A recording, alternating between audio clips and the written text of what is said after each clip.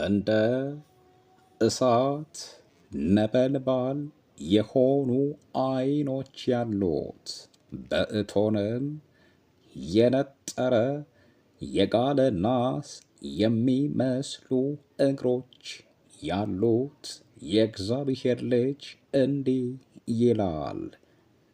ክፉንም ጽሕፈት ለሚጽፉ ወየሁላቸው፣ መበለቶች ቅሚያቸው እንዲሆኑ የሙትም ልጆችንም ብዝበዛቸው እንዲያደርጉ የደሃውን ፍርድ ያጣምሙ ዘንድ የችግረኛውንም ሕዝቤን ፍርድ ያጎድሉ ዘንድ የግፍን ትእዛዝ ለሚያዙ ወየሁላቸው።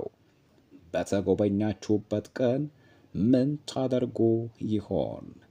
መከራ ከሩቅ ይመጣባችኋልና ለረድኤትስ ወደ ማን ትሸሻላችሁ?